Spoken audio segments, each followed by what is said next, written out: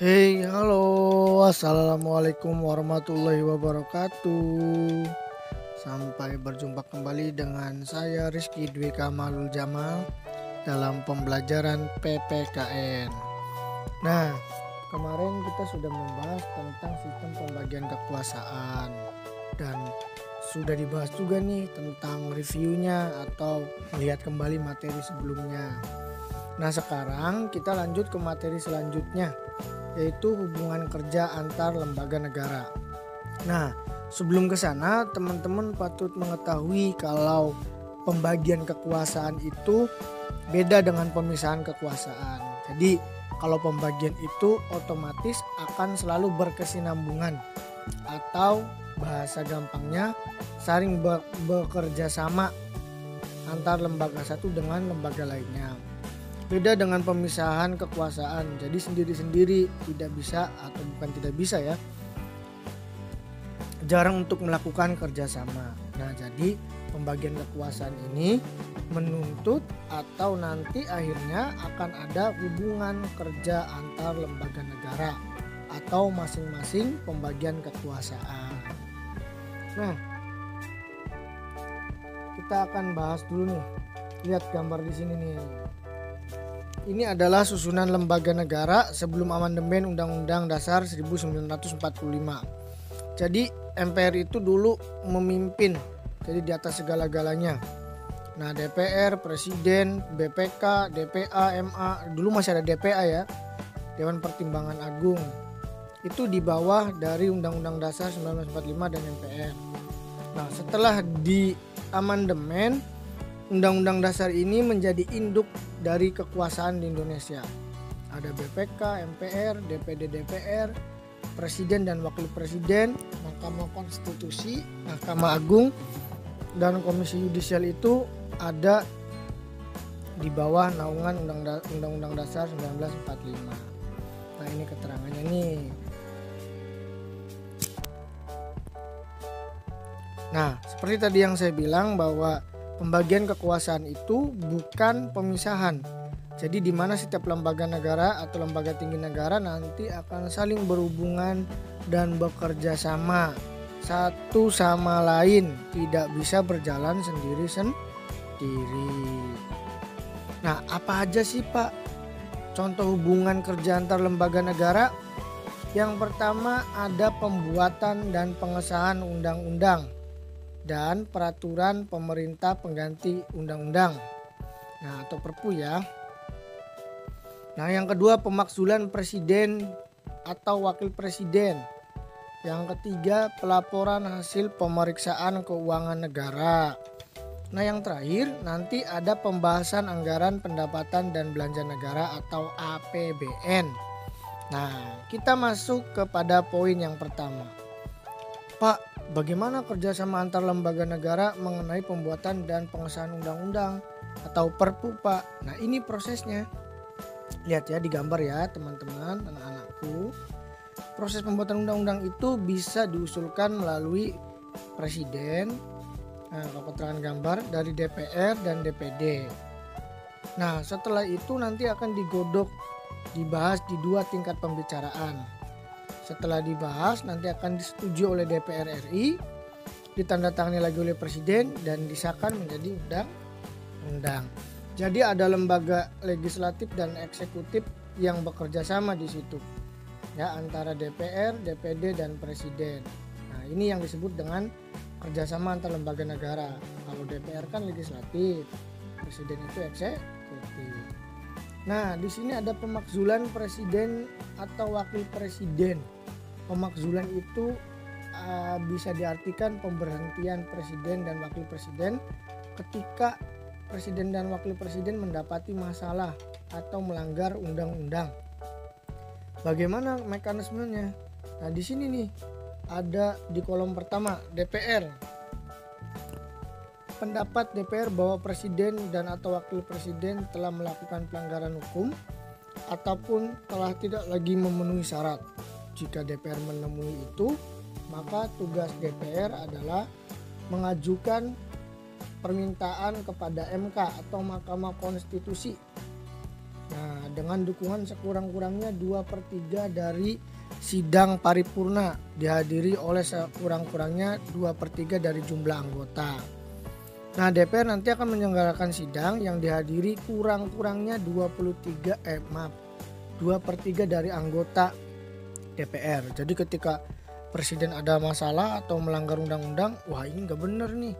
Nah, maka nanti DPR akan melaksanakan sidang yang sekurang-kurangnya dihadiri oleh 2/3 anggota dari anggota DPR. Nah, setelah itu MK wajib memeriksa, ya, mengadili dan memutus paling lama 90 hari setelah permintaan diterima.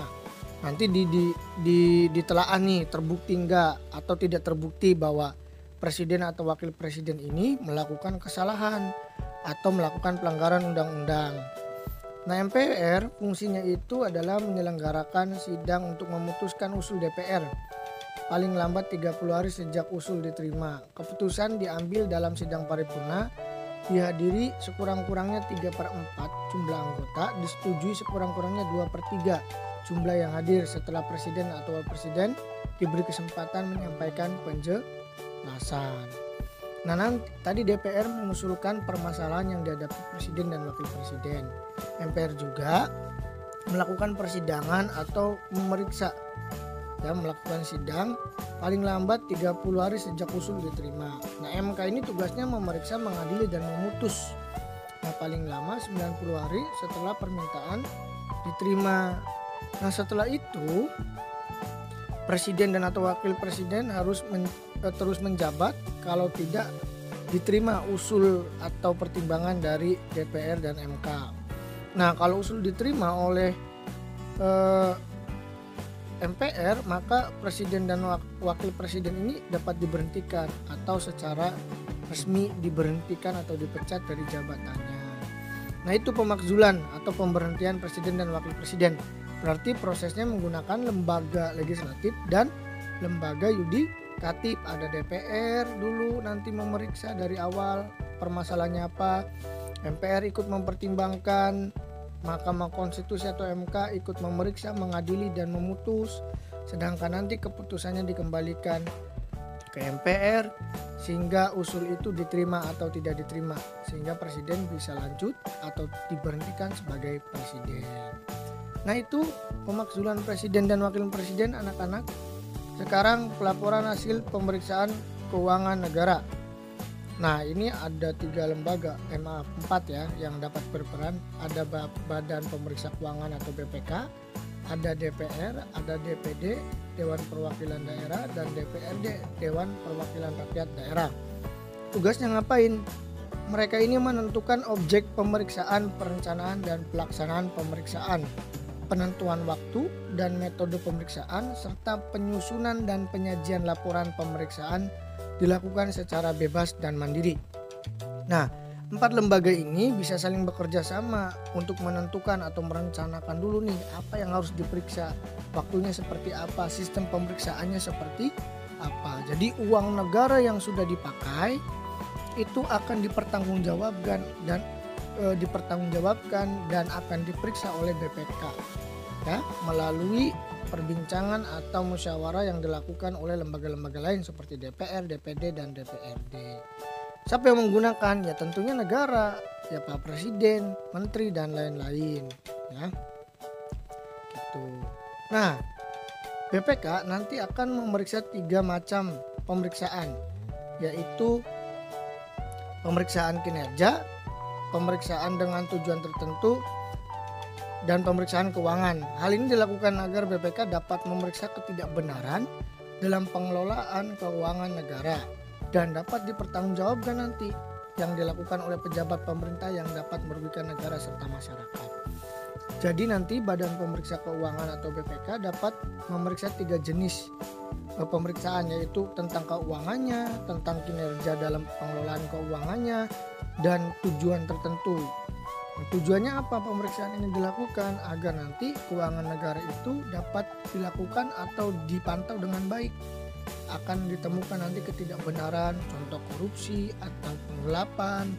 Nah, siapa yang nanti yang bertanggung jawab? Ya tadi pemerintah atau pemerintahan atau pejabat pemerintahan yang merugikan negara serta masyarakat. Nah, yang terakhir ada hubungan kerjasama antar lembaga negara dalam pembahasan anggaran pendapatan dan belanja negara atau APBN. Ini udah jelas ya arah-arahnya. Nah, pemerintah melalui presiden dan menteri-menterinya atau pihak-pihak yang terkait akan menyusun RAPBN dalam bentuk nota keuangan. Jadi apa aja nih yang dibutuhkan selama 1 tahun pelaksanaan penyelenggaraan negara. Nanti setelah itu diajukan ke DPR. Nah, RAPBN disidangkan. Nah, atau rencana anggaran negara ini keuangannya. Nah, setelah itu nanti akan ditolak atau diterima. Maksudnya misalkan anggarannya diajukan berapa ratus triliun. Ketika ditolak, maka APBN tahun lalu. Ketika diterima, maka keluar undang-undang. Nah, setelah diterima atau tidak, nanti dikembalikan untuk dilaksanakan, untuk digunakan 1 tahun ke depan anggarannya. Jadi dari presiden langsung ke DPR menyetujui atau tidak. Kalau disetujui langsung dilaksanakan dan dibuat undang-undang. Kalau ditolak berarti menggunakan APBN tahun lalu dan dilaksanakan juga tetap. Nah, itu adalah hubungan kerja antar lembaga negara, baik yang eksekutif, legislatif, yudikatif, moneter, eksaminatif yang ada di negara Republik Indonesia. Ya, jadi tadi ada pembuatan dan pengesahan undang-undang yang dilakukan oleh lembaga legislatif dan eksekutif, ada pemakzulan presiden dan wakil presiden yang dilakukan oleh lembaga legislatif dan konstitutif, ada pelaporan hasil pemeriksaan keuangan negara yang dilakukan oleh eksaminatif BPK yang dibantu oleh legislatif, DPR, DPD dan DPRD, dan yang terakhir ada pembahasan anggaran pendapatan dan belanja negara. Nah, ini dilakukan oleh lembaga eksekutif, legislatif dan moneter. Nah, itu penjelasan tentang hubungan kerja antar lembaga negara. Jadi kalian sudah tahu sistem pembagian kekuasaan dan hubungan mereka dalam pelaksanaan penyelenggaraan negara. Mangga nanti diperhatikan, dicatat dengan baik. Jika ada yang ditanyakan, saya tunggu di grup WA. Assalamualaikum warahmatullahi wabarakatuh.